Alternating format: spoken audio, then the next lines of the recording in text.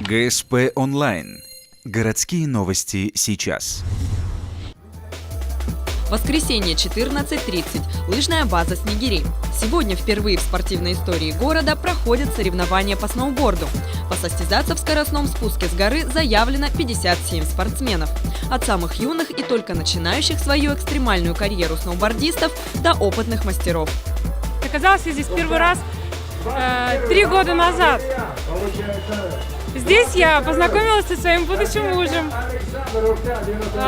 Здесь мы проводим кучу времени, свободного от работы, и просто обожаем снег, зиму и горы. Также мы ездим каждый год на горнолыжные курорты. В общем-то, это очень интересно. Но, тем не менее, Снегири мы тоже любим. Как и во всех экстремальных видах спорта, на снежных склонах сноубордисты ищут новых ощущений. Рядом с соревновательной трассой, в перерывах между выступлениями, более опытные участники отрабатывают свои трюки. Но для большинства ухтинских спортсменов это первые официальные соревнования.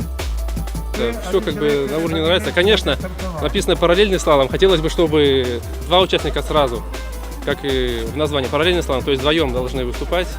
Здесь больше уже азарт, когда вдвоем выезжаешь на трассу. Ну и интереснее было бы. Но на самом деле сейчас тоже интересно, потому что все-таки первый раз и хочется как-то себя проявить, показать. На прохождение трассы длиной 270 метров каждому спортсмену дается 2 попытки. Победитель выявляется по сумме результатов, поэтому интрига соревнований сохраняется до самого конца. Быстрее всех дистанцию проходит Евгений Туркин. Среди юношей до 24 лет первое место занимает Егор Гартман, показав общий результат 57,86 секунды. В возрастной категории до 15 лет выступают самые смелые начинающие экстремалы – 10-летняя Диана Постникова и Богдан Попович. А среди девушек золото завоевывает Инна Зиновьева.